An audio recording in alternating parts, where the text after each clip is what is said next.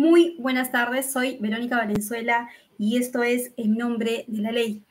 Hoy tenemos un programa con un tema bastante interesante con respecto a los peritajes y a todo lo que concierne a los peritos forenses en lo que concierne a los juicios penales. Adicionalmente, queríamos hacer una introducción con respecto a toda esta ola de acontecimientos que han ocurrido el 8 de marzo en relación al Día Internacional de la Mujer. En realidad hay muchas versiones con respecto al origen de este día especial para las mujeres y se ha vuelto una especie de emblema, ¿no? El 8 de marzo para distintos sectores donde las mujeres estamos presentes, ¿no? En ese sentido, una de las formas que más bulla hace justamente a razón de este día del 8 de marzo es toda esta ola de la clase de la nueva izquierda, de las mujeres que están de alguna manera militando en ciertos colectivos, movimientos de nueva izquierda, llamados también Ola o Marea Verde, que son las señoras pro aborto, entre otros colectivos más pequeños, inclusive hasta salieron la comunidad LGTB aduciendo también de que había mujeres trans, ¿no? Entre otros aspectos más. Lo que yo quisiera recalcar en este programa es que el indigenismo no tiene un asidero histórico, es decir, el indigenismo actual que mueve a las mujeres el poder adherirse a estos colectivos y movimientos de pañuelo verde pro aborto, no tiene un asidero histórico ni tampoco antropológico en el caso de nuestro contexto peruano. La mujer peruana es provida.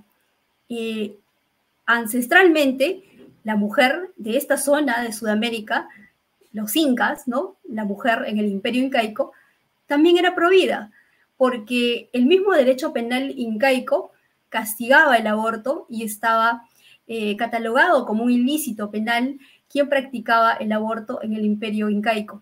Al punto de que muchos cronistas coinciden en que el Inca mandó a construir en las afueras del reino, del imperio, una especie de casilleros donde se ponían a los bebés que de pronto las mujeres no deseaban.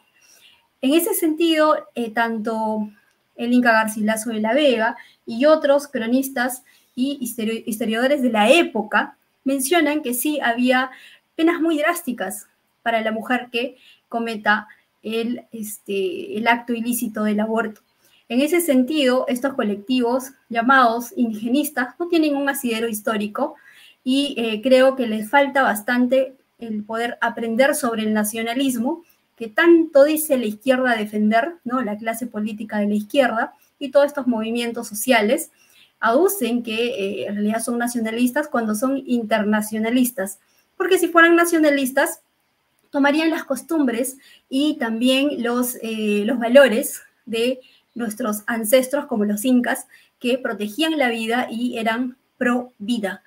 Entonces, el indigenismo en realidad es pro vida y el indigenismo que están enarbolando las señoras de pañuelo verde, que hay en Lima, hay movimientos inclusive grandes que son ONGs feministas que funcionan con financiamiento grande, en realidad no tienen un asidero nacionalista ni mucho menos lógico en esta parte de Sudamérica, porque la mujer peruana es pro vida desde sus ancestros. Dicho esto, en realidad también vamos a citar a un escritor peruano, periodista, José Luis Vargas y Fuentes. Él hace un estudio bastante detallado con respecto a todos estos ilícitos penales que había en el derecho penal incaico y que, por ejemplo, se castigaba también la infidelidad, ¿no? Entonces, en realidad, bastante interesante los estudios que se hacen con respecto a esta forma de valores que habían dentro del imperio incaico y que no corresponden con la ola del nuevo socialismo, la nueva izquierda, que propaga más bien antivalores que no corresponden a nuestra realidad. Y bueno, vamos a tener hoy día, con respecto a nuestro tema de hoy, cómo reconocer a un psicópata. Nosotros hemos convivido con personas muy de fría personalidad, ¿no? Muy calculadores, algunos que parecieran que no tienen sentimientos. Al punto de que, por ejemplo, el periodista Paredes escribió un libro sobre el lagarto, haciendo alusión al expresidente Vizcarra, ¿no? Sobre su temperamento, su personalidad, y que inclusive en la época universitaria el expresidente Vizcarra era llamado el lagarto por su personalidad fría, calculadora, ¿no? Entonces, pero en los procesos penales, es decir, quienes llegan a la conducta delictiva, obviamente son estas personas o tenderían, o en todo caso hay tendencia, ¿no? Tendencia de conducta delictiva en estas personas que son realmente frías, poco empáticas, que no sintonizan con las emociones ni con el dolor del resto de las personas que los rodea. Entonces, ¿cómo reconocer un psicópata? ¿No? Entonces, sabemos más o menos de qué se trata un psicópata, pero no sabemos exactamente, por ejemplo, si están vinculados a las sinfín de denuncias falsas que hay ahora mismo en el sistema fiscal y judicial, ¿no? Que hay un sinfín de carpetas fiscales de denuncias falsas. ¿Qué relación tendría, ¿no? con respecto a estas personalidades psicopáticas de los que imputan denuncias falsas? Entonces, ese es nuestro tema de hoy. Para eso hemos invitado a un experto en cuestiones de psicología forense, ¿no? Él es Víctor Ernesto Ramos Zavala, él es perito y él ha sido editor de un libro que se llama Psicópatas, la semilla del mal. Y también, bueno, es un especialista, ¿no? Haciendo informes psicológicos forenses, ¿no? En caso de violencia familiar, delitos sexuales, y también, bueno, especialista en perfiles de personalidad. Sumamente interesante nuestro invitado de hoy, y vamos a tratar de extraer toda la información que se pueda. Y, bien, Víctor, muy buenas tardes, bienvenido. Buenas tardes, qué gusto saludarla. Es una alegría y un placer tremendo para mí poder estar el día de hoy con usted en este programa, pues compartiendo algo muy importante que a mí me apasiona, que es la ciencia de la psicología, en especial la psicología forense. Bien, Víctor, en realidad en nuestra sociedad vemos que hay personas que tienen esta característica principal de ser muy fríos y poco empáticos con el dolor ajeno. Como especialista, ¿en cuántos casos tú de alguna manera has verificado de que en cuanto hay una imputación, por ejemplo, de delitos sexuales o de familia, hay este tipo de personalidad? ¿Has podido tú determinar, por ejemplo, yo vi un expediente donde el psicólogo oficial, ¿no? de la Fiscalía de la Mujer, determina que la investigada tiene la conducta de manipuladora y narcisista? Así lo dice, o sea, es literal, ¿no? Como especifica el profesional en psicología, que esta señora, a quien están peritando oficialmente, tiene la conducta de manipuladora y narcisista. La pregunta sería, ¿cuál es tu experiencia? ¿No? ¿Has visto, tú has determinado esto en tus evaluaciones? Muy bien, cabe recalcar dos aspectos muy importantes dentro de este contexto. Aquella persona que es manipuladora, aquella persona que es controladora, son características meramente o propiamente de ciertos perfiles psicológicos. Ahora, hay que determinar y diferenciar en dos aspectos importantes. Una cosa son las características de personalidad que nosotros podamos tener, y otra cosa son las psicopatologías que se van desarrollando a lo largo de nuestra vida, a tal punto que a la edad adulta pues ya se configura como un trastorno. En este caso hablamos de un trastorno de la personalidad. Dentro de este contexto hablaríamos de tres aspectos muy importantes, o tres trastornos importantes. Uno de ellos es el trastorno de personalidad paranoide, el trastorno de personalidad antisocial y el trastorno de personalidad narcisista, que de cierto modo los tres tienen como característica la manipulación a su entorno. En este sentido, cuando hablamos de procesos penales, nosotros como psicólogos forenses y especialistas en la materia de poder analizar el comportamiento humano, debemos de tener en cuenta estos tipos de conductas al momento de poder evaluar a una persona, porque en realidad, ya sea presunta víctima o presunto agresor, no sabemos si nos está diciendo la verdad o está camuflando algún hecho. En este sentido, nuestra experticia, nuestros conocimientos enfocados meramente en la psicología forense nos van a ayudar a nosotros a poder entender y encontrar pues, ciertos rasgos de estos. Ok, sí, entendido. Y en cuanto alguien hace una denuncia falsa, imaginamos en un expediente X, a mí se me ocurre denunciar a mi expareja. Imaginemos que es porque violencia física y psicológica.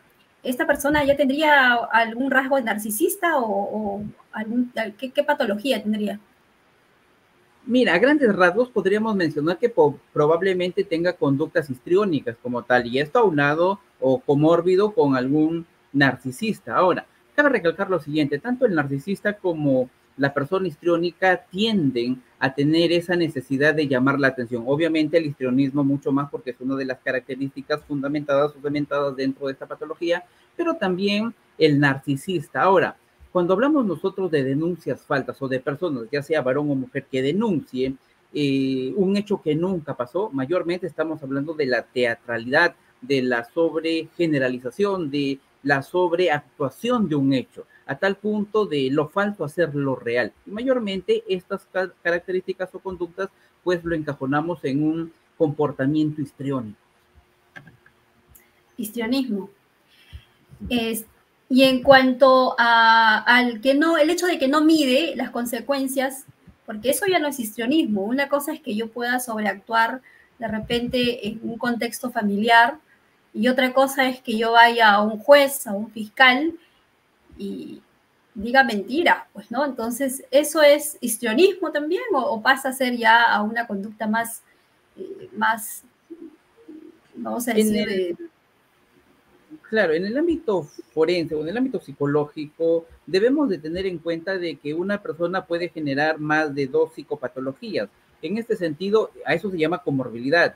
En este sentido, puede haber en estas personas estas 2 características a tal punto, uno, de teatralizar un hecho, de manipular un hecho, y por el otro, tratar de tener el control de la denuncia, a tal punto de buscar medios probatorios para que pueda ser creíble el hecho. Ahora, si hablamos de personalidad, como te había dicho en un inicio, esto podría encajar tanto en una personalidad paranoide, porque tiene una desconfianza extrema y quiere hacerle daño a la otra persona. Podríamos hablar también de un antisocial que no cumple las normas sociales, y el no cumplir las normas sociales hace de que éste pueda tener comportamientos no adaptables a un hecho, y un narcisista. Pues obviamente, cada vez que hablo del narcisismo, siempre me encaja este hecho de que tócame que soy realidad, que encaja meramente con el narcisista. ¿Cómo es un narcisista? Por ejemplo, si tendríamos que citar a alguien, algún personaje público, ¿no? Podríamos de repente determinar algunos rasgos. ¿Cómo es un narcisista?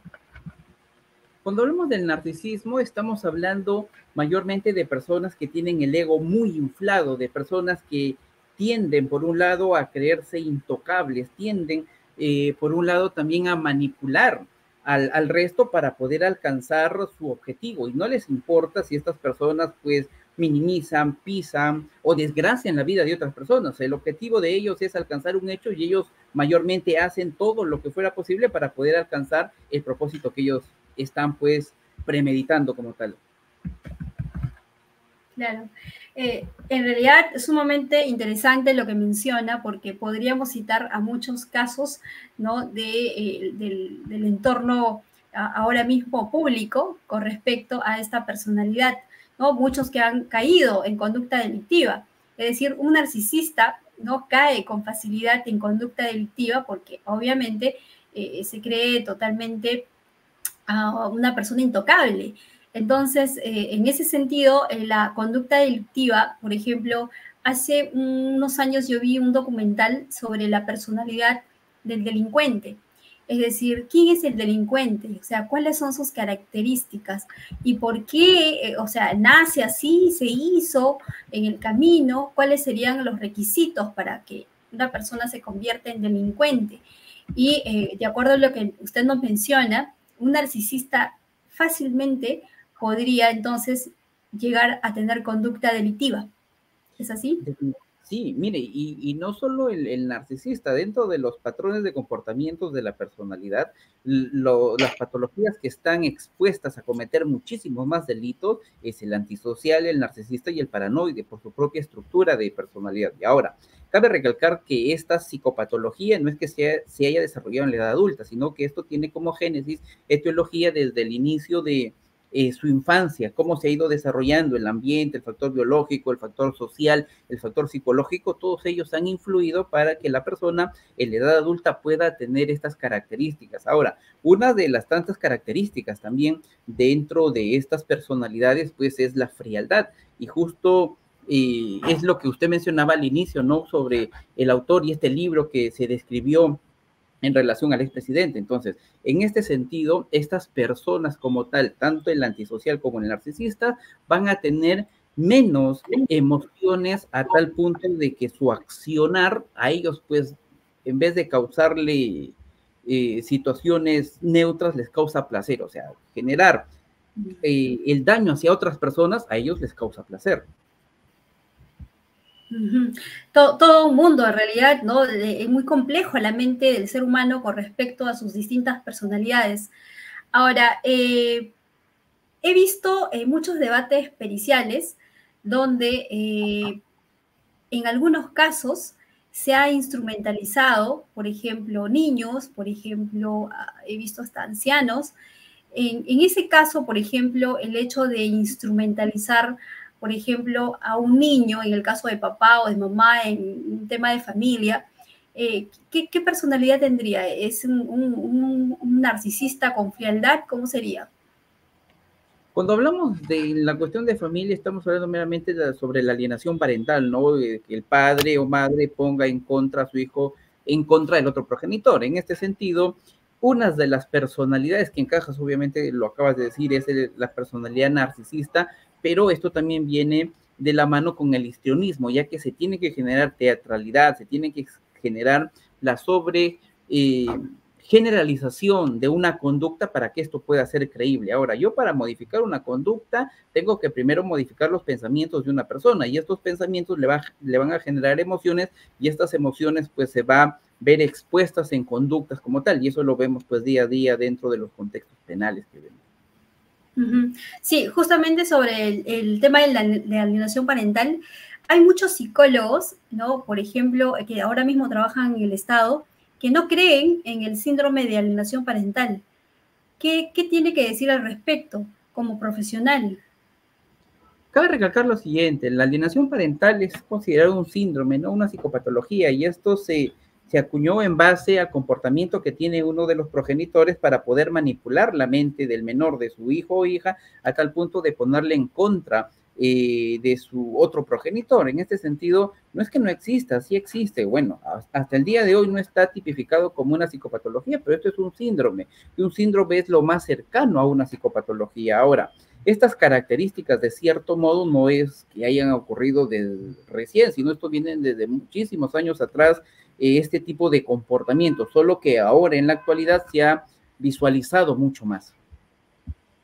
Sí, sí, efectivamente. Hace una semana yo conversaba con un psicólogo de un equipo multidisciplinario de la UPE, de la Unidad de Protección Especial del Ministerio de la Mujer, y nos hizo mención de que la alienación parental para él era un síndrome que no existía. Ahora, viendo la realidad y también viendo los casos específicos en los expedientes de familia, hay una forma de determinar la alienación parental, es decir, creo que se hace una evaluación de relaciones parentales. No específicamente, no dice literal alienación parental, sino estudio de relaciones parentales para determinar si es que hay influencia o no en el menor o en el niño que está siendo manipulado por el adulto, en este caso que puede ser papá o mamá. Entonces, en ese sentido, aparte del estudio de relaciones parentales, ¿hay otro mecanismo para poder determinar? Nosotros como psicólogos en general utilizamos siempre las técnicas de entrevista y observación y esto es muy útil, ya que nos va a ayudar a nosotros poder encontrar signos, síntomas, síndromes dentro de un proceso de evaluación. Ahora, si hablamos de alienación parental, en este sentido, una buena entrevista psicológica, una buena evaluación hace de que el profesional tenga insumos suficientes para poder corroborar o negar pues el hecho de la existencia de una alienación. Ahora, cabe recalcar que también existen algunos instrumentos psicológicos que nos van a ayudar a nosotros a corroborar lo que ya hemos observado dentro de nuestra entrevista y observación. En este sentido, el punto primordial para todo psicólogo es una buena entrevista con técnicas de entrevistas para poder obtener una información adecuada, idónea y poder saber si realmente existe pues este fenómeno. Claro, cuando se refiere a las entrevistas y buenas entrevistas, imagino que se refiere a las sesiones, que son varias sesiones, que no con una sola sesión se podría determinar qué es lo que está pasando ahí. Y también, adicionalmente, cuando se refiere a una entrevista, imagino que no se refiere a las preguntas inducidas. He visto en muchos expedientes de muchos psicólogos, sobre todo los psicólogos de parte, algunos oficiales también, ¿no? Oficiales, que hacen inducción, es decir, por ejemplo, ponen la respuesta juntamente con la pregunta para poder inducir a la otra persona. Entonces, ¿qué me dice al respecto? Llevar a cabo este proceso de evaluación requiere de que el profesional sea especialista en la materia. O sea, cuando nosotros ya nos introducimos a un contexto penal, a un contexto de familia, se sobreentiende que la persona que va a llevar a cabo esta evaluación tiene que ser especialista evaluando. ¿Qué quiero decir? Que no tiene que ser un psicólogo general, que no tiene que ser un psicólogo que no esté asociado a la especialidad que se requiere. Imaginemos que si yo traigo a un psicólogo organizacional para poder generar una evaluación de alienación parental, este psicólogo no me va a dar a mí los resultados idóneos porque no es su especialidad, no tiene la práctica y la técnica para poder desarrollar esta evaluación. Por eso es que nosotros como peritos, como especialistas, partimos desde esta premisa. Toda persona que se vaya a dedicar a un contexto penal, a un contexto de familia, tiene que ser especialista en la materia. Aunado a esto, el especialista viene cargado con diversas técnicas de entrevista, de evaluación, de observación. Ahora, no es solo observar a la persona, nosotros no solo observamos, sino también analizamos las micro y macroexpresiones, también analizamos el relato y el contexto que nos da para poder nosotros al final, después de 2, 3, 4, 5 sesiones, depende de la experticia del perito, poder llegar a concluir a las respuestas que nos solicitan los administradores de justicia. En este sentido, vuelvo a recalcar, no cualquier psicólogo puede hacer estos tipos de trabajos, sino se requiere profesionales especialistas. Sí, justo me hace recordar a algunos expedientes que he visto, por ejemplo, en el caso emblemático de esta supuesta, bueno, ya no supuesta porque están sentenciados a 20 años los 5 chicos de Surco con respecto a la violación grupal a una señorita de 22 años, creo. Y el tema es que inicia el proceso penal con un examen, con una evaluación de una psicoterapeuta. Es decir, insertan a través de la ONG Manuela Ramos, así literal, porque está dentro del expediente, el peritaje, pero de una psicoterapeuta. La pregunta sería, ¿una psicoterapeuta está en las condiciones para poder opinar en un proceso penal tan grave de violencia sexual? ¿Es así? ¿O tiene que ser necesariamente un forense penal, no? ¿Cómo es? ¿Se puede? Sí. ¿Se debe? No. Se puede decir porque el Código Procesal Penal, el único reglamento que solicita para que un informe pericial tenga valor probatorio es que la pericia tiene que ser científica, técnica y artística. Esto está en el artículo 172 del Código Procesal Penal. O sea, es los únicos puntos que te piden. Ahora, para yo poder ejecutar un trabajo penal o llevarlo a la vía penal, estos tienen normas, tienen reglas.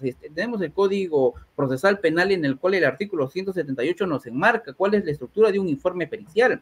Y el detalle está de que muchos operadores de justicia ignoran eso y toman como medio de prueba informes que no tienen relación en un contexto penal. En este sentido, ¿cuál es la credibilidad? ¿Cuál es la forma y estructura para yo poder tomar un informe psicoterapeuta a un contexto penal?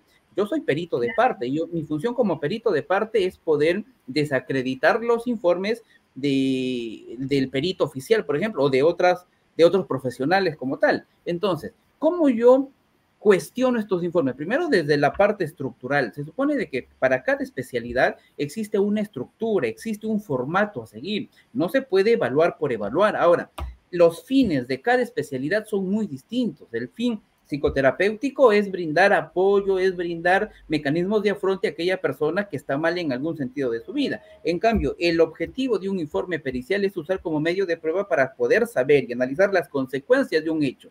Pero yo, para saber las consecuencias de un hecho, primero he tenido que analizar un relato.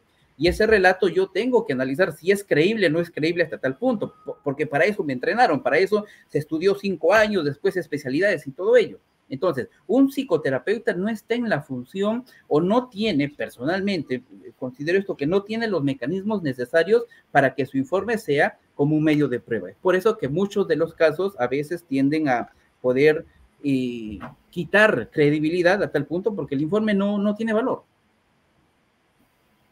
Claro, claro. Sí, sí, he entendido perfectamente y tiene mucha lógica, porque es que es solamente sentido común. O sea, si yo soy psicóloga organizacional o brindo terapias, ¿cómo me voy a meter a un proceso penal? Entonces, por más pago de por medio que hayan, definitivamente va a perjudicar a todo el proceso en realidad, o sea, contaminarlo por completo. Entonces, eso por un lado, que sí me parece sumamente importante que se recalque, de que la especialización dentro del derecho y dentro de la psicología forense es importante. E inclusive dentro de los forenses tienen sus subespecialidades, ¿verdad? O sea, no es lo mismo un perito imaginemos, de familia, que un perito que tenga que ver con criminalística de algo en específico, ¿verdad? La psicología como tal, la psicología tiene diversas especialidades. Dentro de todas las especialidades que tiene: clínica, educativa, organizacional, deportiva, social, comunitaria, tenemos una que se llama psicología jurídica. Dentro de esta psicología jurídica tenemos subespecialidades, y una de las tantas subespecialidades es la psicología forense, que es lo que nosotros trabajamos. También existe la psicología criminalística, como lo acabas de decir, que es un trabajo más de campo. El perito psicólogo criminalístico va a la escena del crimen, va al escenario para poder generar o realizar la perfilación criminal o la autopsia psicológica. También tenemos al victimólogo, que está dentro de la psicología jurídica. También tenemos a la psicología del niño y adolescente, profesionales que trabajan, por ejemplo, en el INAVIF con niños abandonados. También tenemos a la psicología criminal, que son profesionales meramente especializados en el estudio criminal. ¿Por qué una persona roba, mata, secuestra? ¿Cuál es la etiología, causas, génesis, inicio de esta psicopatología? Entonces, la psicología jurídica como tal nos trae una infinidad de subespecialidades. Ahora, yo me pregunto lo siguiente: si me voy a poner mis zapatos, yo siendo psicólogo forense, me falta un montón por aprender, me falta un montón por saber, y si yo tomo otra área, como por ejemplo psicoterapia, y me dedico a la psicoterapia, no podría abarcar. Por eso dice el dicho: quien mucho abarca, poco aprieta. Sí, clarísimo. Quería consultarle algo más específico. Por ejemplo, en cuanto usted está haciendo una entrevista, imaginemos que es en varias sesiones y que está vinculado a la entrevista única, por ejemplo, de Cámara Gesell.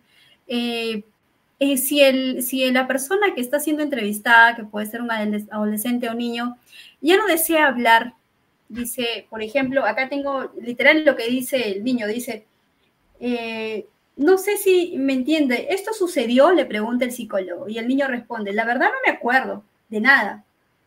Y le dice, ¿y qué no te acuerdas realmente?, le pregunta el psicólogo. Y el niño queda en silencio. Ahora, sobre esto, ¿es necesario seguir preguntándole? ¿O qué es lo que hace el profesional en este caso? Cuando ya dice, bueno, no, lo que no me acuerdo, pues no me acuerdo. ¿Sabes? He visto muchos casos similares a lo que usted me cuenta. Y ahora vamos a partir de dos aspectos importantes. Uno, ¿qué nos dice la norma? ¿Qué nos dice la parte escrita? Solo se va a terminar o culminar la entrevista única siempre y cuando se haya llevado a cabo los 5 bueno, los 5 procedimientos que está dentro de la guía de evaluación de entrevista única en Cámara Gesell, ¿ya? Por un lado, ahora, ¿qué sucede cuando los menores ya no quieren hablar? Cuando los menores, después de decir un hecho y dicen, no, no recuerdo, me olvidé. Nosotros como peritos también sabemos sobre psicología del testimonio, psicología de la credibilidad, nos enmarcan 2 aspectos importantes. Uno de ellos que existe el error por conexión y el error por omisión. ¿Qué quiero decir con esto? El primer error es cuando una persona crea en su mentecita un relato que nunca pasó. Crea en su mente a tal punto de traerlo a la realidad y hacerlo real. Por ejemplo, yo siempre sueño que me voy a sacar la tinta y todos los días compro mi tinta. Y no me he sacado hasta ahorita, pero yo ya sé qué voy a hacer con una plata, con otra plata, con otra. Yo ya creé en mi mente ya. Eso se llama error por comisión. ¿Por qué? Porque estoy creando en mi mente ciertas situaciones que nunca me pasó. Y por otro lado tenemos el error de omisión. ¿Qué quiero decir? Que nuestro cerebro es tan perfecto de que cuando hay una experiencia que nos genera daño, nos genera miedo y dolor, nuestro cerebro lo reprime. Ahora, en este sentido, nosotros como peritos estamos aptos para poder llevar y obtener esa información. ¿Y qué pasa si el menor ya no quiere? Ojo, esto es una entrevista única que está siendo observada por el juez, por el fiscal, por el abogado, por el perito de parte, por el digitador, por el papá o mamá o apoderado del menor. Entonces, en este sentido, solo se deja constancia de que el menor ya no desea responder, ya no desea continuar, porque yo no puedo obligarlo, no puedo generar presión, porque se supone que antes de la entrevista, él o ella firmó un consentimiento. Entonces, si ha dado su consentimiento, también el consentimiento termina cuando esta persona deja de dar su consentimiento. Solo una pequeña experiencia. Estábamos en la entrevista única y la persona que había pasado habló hasta la mitad y después dijo, no, ya no quiero hablar, ya no quiero. Y como estaba grabado y todo, pues quedó en constancia de ya no, que ella ya no quería seguir con esto y se culminó la entrevista única. Interesante. Eso está vinculado al tema también de la revictimización. Es normal que una persona, por ejemplo, pase, mejor dicho, un niño en este caso, pase por 4 cámaras Gesell. No. ¿Eso es normal? Eso está, ¿cómo catalogas esto desde un punto de vista profesional de tu experiencia? Mira, si el objetivo de la entrevista única en Cámara Gesell es la no revictimización de un hecho, llevar a cabo 4 veces la entrevista única en Cámara Gesell estaría rompiendo el objetivo principal y primordial de estas salas de entrevista única. Por otro lado, el exponer a constante información al menor va a generar 2 cosas. Uno, que en la primera te digo una versión, en la segunda otra, en la tercera otra y en la cuarta otra, posiblemente por la presión que exista o simplemente ya el menor o la menor no quiera pasar. Y ojo, imaginemos que realmente haya pasado un hecho, porque recordemos que los delitos sexuales son delitos clandestinos. Las únicas personas que saben la verdad aquí es la presunta víctima y el presunto agresor. Y ojo, hago recalcar lo siguiente, digo presuntas porque todavía hay una investigación de por medio. Yo como perito no puedo ejercer juicios de valor. En este sentido, como es delitos clandestinos, son los únicos que saben la verdad. En este contexto, cuando la persona, en este caso la presunta víctima, es expuesta 1 vez, 2 veces, 3 veces, pierde esa credibilidad como tal. Y ojo, y si es real los hechos, imagínate el daño que nos pueda generar. Algo tan sencillo, cuando a nosotros en algún momento nos han roto el corazón, han jugado con nosotros y eso te ha hecho tanto daño como tal, y cuando viene una amiga y solo te dice la palabra o el nombre de esta persona te genera daño, imagínate un evento traumático como una violación. Entonces, por eso es que la entrevista única tiene como objetivo la no revictimización y eso se debería respetar. Claro, claro. En relación a esa misma pregunta, con respecto a la revictimización y a las evaluaciones, imaginemos que las 2 primeras entrevistas únicas, el niño acusa a la madre de los hechos. En la tercera, ya verbaliza contra el padre, ¿no? Entonces, en la cuarta, en la tercera verbaliza contra el padre y dice, mi mamá me dijo que diga, y me dijo que me haga recordar. Y en la cuarta, ya empieza a hablar todo tipo de aberraciones habidas y por haber en contra del papá. La pregunta es, ¿qué está haciendo la fiscalía ahí? O sea, ¿qué está pasando con la fiscalía ahí? Porque eso ha pasado en la Fiscalía Lima Norte, ¿no? Con un niño, donde en la primera cámara Gesell, en la entrevista única, el niño dice, a mí no me gusta cómo me toca mi mamá. En la segunda cámara Gesell, el pequeño ya empieza a dar ciertas indicaciones de que su mamá le dice qué es lo que tiene que decir y que dice, mi mamá me dice lo que tengo que recordar y lo que tengo que decir. Mi mamá me ha dicho, mi mamá me ha dicho. Ya en la tercera y en la cuarta ya empieza el niño a hablar cosas muy aberrantes del papá. La pregunta es, ¿qué cosa está haciendo la fiscalía ahí y qué han hecho con esas evaluaciones? Son nulas, en todo caso, de acuerdo a lo que acabas de mencionar. A un punto personal, a una opinión personal, yo creo que no se debería de tomar muy, valga la redundancia personal el hecho. En todos los casos que he llevado, muchas veces formalizan una denuncia hasta sin tener medios de prueba. Y lo hacen, me imagino yo, solo por el hecho de decir, yo soy fiscal, yo estoy aquí, yo voy a ganar el caso. O sea, no lo hacen por investigar, lo hacen por solo querer tener la razón.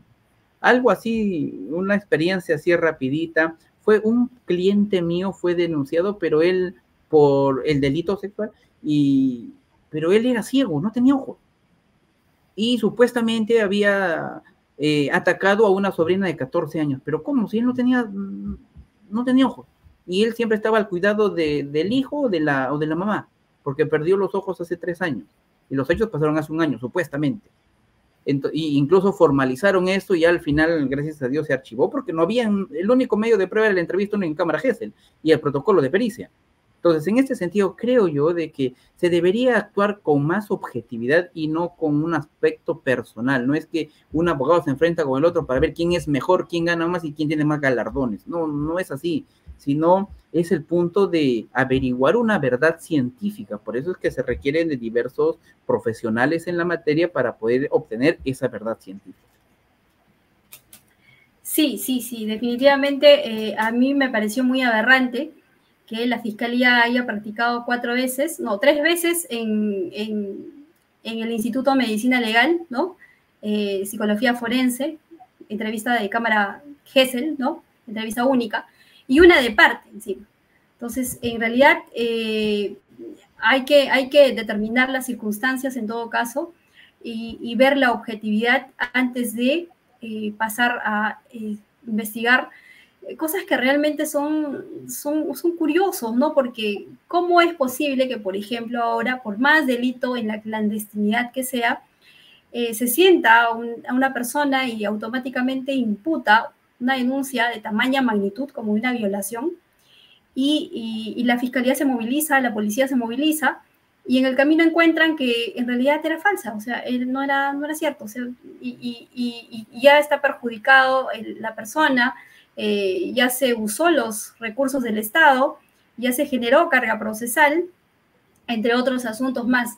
Ahora, con respecto a la inducción, que en realidad a mí me preocupa mucho, porque hay muchísimos casos, ojo, no solamente la inducción lo ejerce mamá, o sea, la alienación parental no solamente lo hace mamá, sino también muchas veces hay padres de familia que ejercen alienación parental, instrumentalizan a sus hijos. Pero según alguna data, no tan oficial, porque no existen mucha información al respecto, el Poder Judicial no está trabajando con respecto a las estadísticas, y si lo hace, creo que lo está haciendo de manera inadecuada, porque según alguna data, sí, definitivamente son las mujeres que más instrumentalizan a sus hijos. Inclusive, según UNICEF, ¿no? UNICEF Perú, especifica que son las mamás que violentan, ¿no? Con mayor frecuencia a sus hijos, ¿no? Violencia psicológica, física, etc.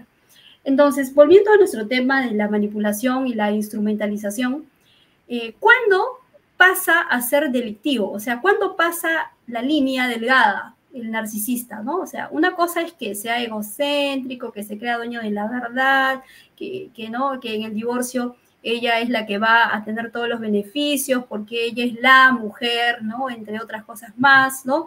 Con todo su ego, ¿no? Con todo su ego. Entonces, en ese sentido, ¿cuánto pasa la delgada línea a la conducta delictiva? Es decir, porque yo puedo ser muy egocéntrica, pero de ahí a utilizar a alguien o a ir a sentarme a una fiscalía, ¿qué está pasando en la mente de esta persona? Cabe recalcar ciertos puntos de interés dentro de este contexto. Aquella persona que sufre de esta psicopatología, por decirlo así, no solo tiene características de una, sino va a acarrear otras características propiamente. Se dice de que el antisocial viene muy de la mano con el narcisismo. Entonces, ¿cuándo se configura un delito? Obviamente, si esto pues está enmarcado en el Código Penal y se rompe, ¿no? Lo que dice el Código Penal, ya se configuraría un delito. Pero, ¿saben?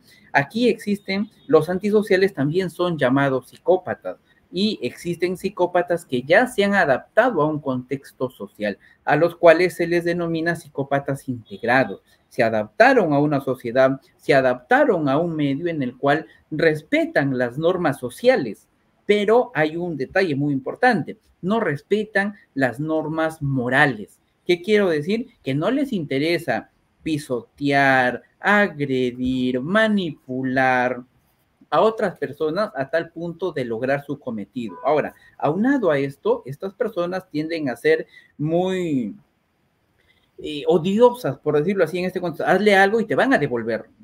Son muy vengativas, esa es la palabra, son vengativas hacia una acción o suceso. Por eso es que utilizan todos estos medios para que ellos puedan pues lograr su cometido. Sí, sí, entonces definitivamente la comorbilidad entonces tiene que ver o son los ingredientes para fabricar una denuncia falsa, es decir, no solamente el narcisista, sino que el narcisista además sea un antisocial. Ahora, conocí un caso también bastante dramático de una madre de familia que se autolesionaba, que tenía problemas de agresividad, entre otras cosas más, y finalmente ella denuncia falsamente a su expareja, padre de su hija, de violación sexual, a su propia hija.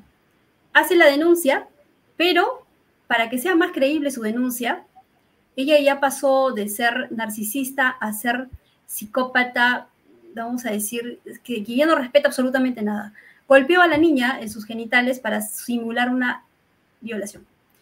Y automáticamente el sistema de justicia peruano toma conocimiento de esto, porque el papá ya no veía a su hija, es decir, estaba obstruido, como suele pasar en esos casos, ¿no? Obstruido, o sea, no veía a su hija ya como 2 años más o menos.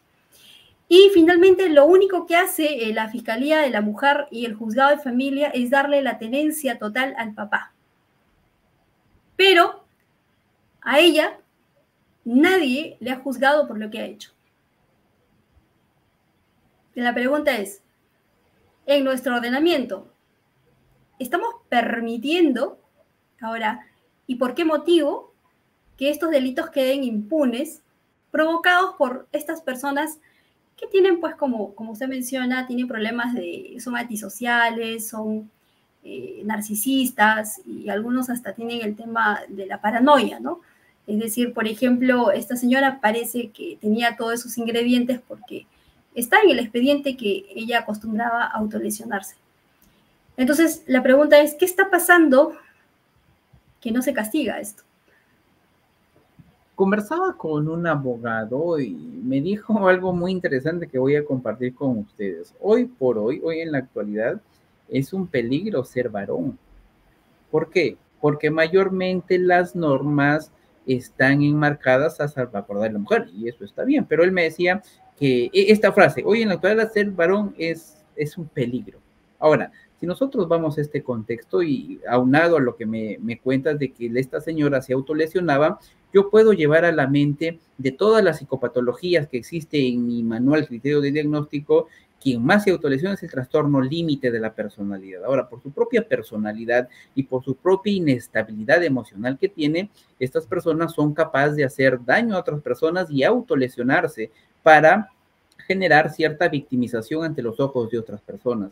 Y esto es muy utilizado en estos contextos penales. Es muy utilizado de que mamá o papá haga daño al niño o niña y después ellos culpen a terceras personas para poder generar esa responsabilidad penal que pueda acarrear este hecho. Ahora, para generar todo esto ya no es un comportamiento normal, no es un comportamiento típico de cualquier persona. Ya esto se viene ya configurando como un cuadro psicopatológico. ¿Qué quiero decir? Que ya presentan trastornos de la personalidad. Y estos trastornos de la personalidad hacen de que ellos generen pues conductas que no estén adaptadas al medio. Claro, claro, sí, sí, doctor, definitivamente muy importante lo que menciona, o sea, identificar cuáles son estos trastornos que están en torno a esta persona, ¿no? Que está emitiendo la denuncia falsa. Ahora, con respecto a este caso, mientras que en el juzgado de familia le dan la tenencia, le ratifican al papá una y otra vez, le niegan por completo a la mamá la tenencia, ¿no? Y le dan, ella no es castigada, ni mucho menos le abren ninguna carpeta fiscal. Al final, al papá lo persiguen en fiscalía por la denuncia falsa y lo sentencian. Lo sentencian porque supuestamente son hechos que ocurrieron en la clandestinidad y si bien es cierto, la evidencia material del médico legal, del médico legista, no registra ninguna lesión en la niña con respecto a una violación, entonces de todas maneras vale lo que dice la mamá y se corrobora con la niña que está totalmente alienada y que finalmente sentencian al papá. El papá sigue apelando hasta la fecha, él tiene ganada la tenencia en todas las instancias y finalmente esto está al aire. Es decir, la niña sigue con su agresora.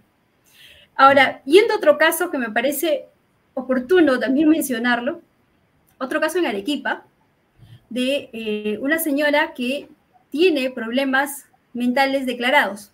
Es decir, el mismo juzgado de familia ha reconocido y se ha presentado, obviamente, el medio probatorio donde la señora está hasta diagnosticada y hasta sigue terapias. Ahora, ¿es oportuno darle la tenencia total de los niños a alguien así? Si vamos a ver que si tiene un perfil de, vamos a decir, paranoia, narcisista, y lo otro que es más el trastorno del límite, si no me equivoco, que usted lo acaba de mencionar, si tiene todo esto, ¿va a poder hacerse cargo de un niño? ¿O no sería mejor darle a la parte que está más saludable la tenencia? ¿Por qué siempre la mamá? Porque en este caso, el Centro de Emergencia Mujer y las otras organizaciones actuaron en favor de la señora, aduciendo de que ninguna enfermedad puede ser estigmatizado, por lo tanto, la señora tiene derecho a hacerse cargo de sus hijos. Entonces, la pregunta sería, ¿cuál peligroso es de que los niños convivan con la parte más bien que no es saludable, ¿no? En el caso de derecho de familia?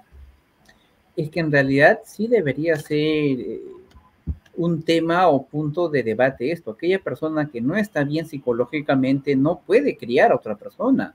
O sea, y esto no es porque seas varón o seas mujer, simplemente imaginemos lo siguiente, una persona que sufre esquizofrenia paranoide y las dos características de estas personas es tener alucinaciones visuales y auditivas. ¿Qué quiero decir? Que ve cosas que no hay y que se escucha cosas que, ruidos que nunca existen.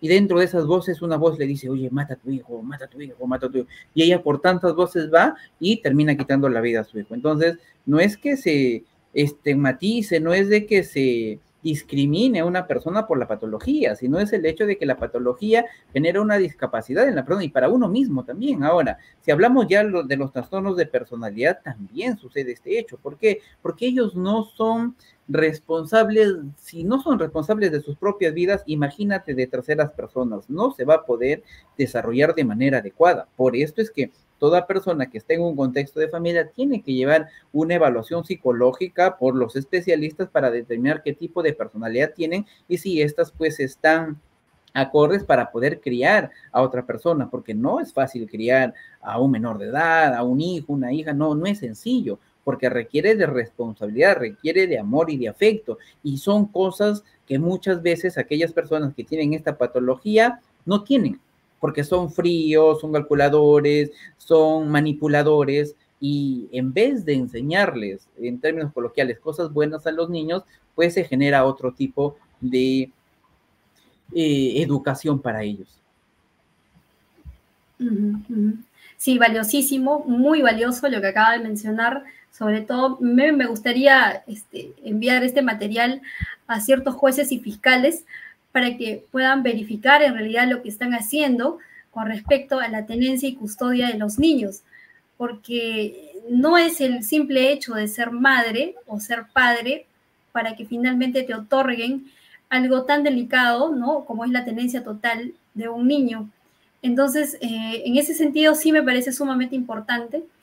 Y ya para finalizar esta conversación, que la verdad me parece que es muy productivo, sobre todo para todos los oyentes y los que nos van viendo todos los miércoles a las 5 de la tarde,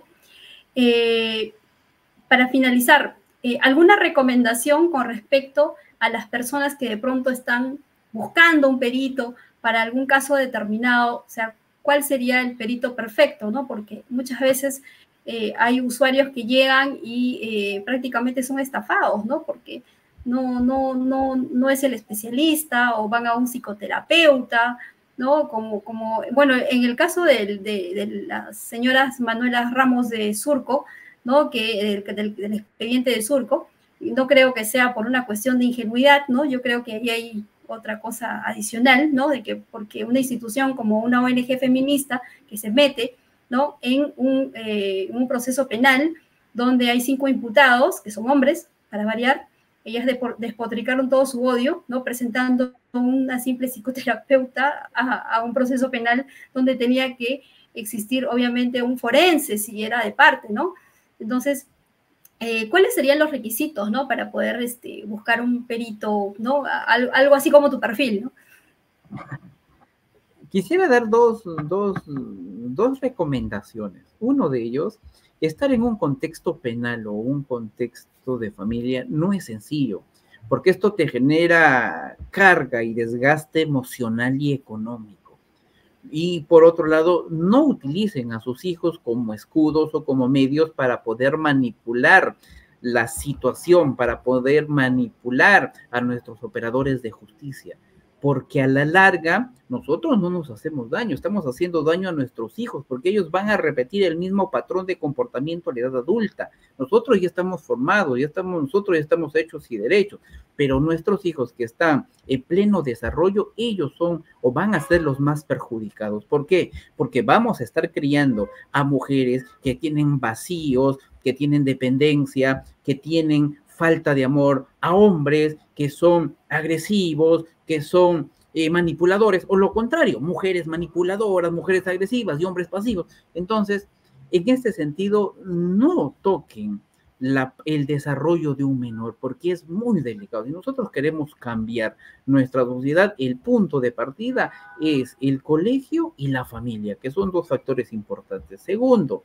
si tú estás ya en un proceso penal, y ojo, estar en un proceso penal o de familia requiere también de especialistas que puedan ayudar a asesorar al abogado quien está llevando todo el caso. Y para que tú puedas tener buenos resultados, lo ideal es que tú contrates a especialistas en el área. ¿Y cómo consigues especialistas? Uno, que tengan los años de experiencia para poder desarrollar este trabajo. No es que tenga 1 o 2 años, sino que tiene que ya haber tenido experiencia en esta rama. Segundo, haber sido especialista. Si tú buscas a un todista, ¿y qué es un todista? Que hoy día está en educativa, mañana en clínica, pasado en psicoterapia, después está en organizacional, después forense. Si tú buscas a un todista, no vas a tener los resultados, porque el especialista sabe más que el todista. Segundo, tienes que también conseguir una persona que trabaje bajo ciencia.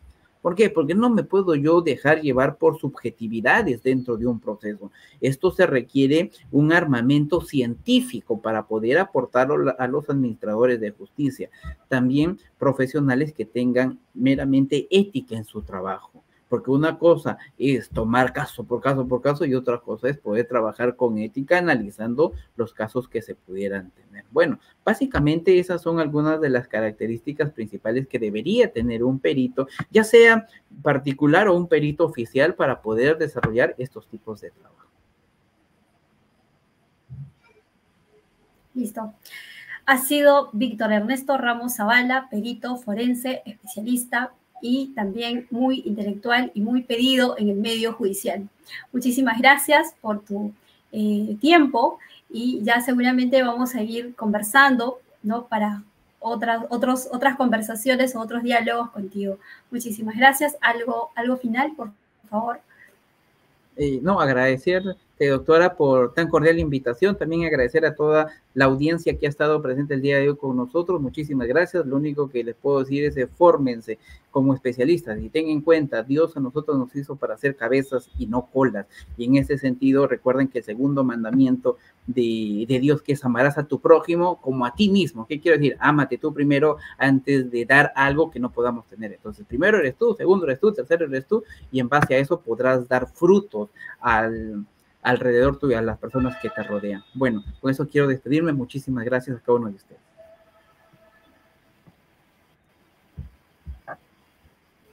Bueno, eso ha sido todo por hoy. Hasta el próximo miércoles a las 5 de la tarde, en nombre de la ley. Muchas gracias.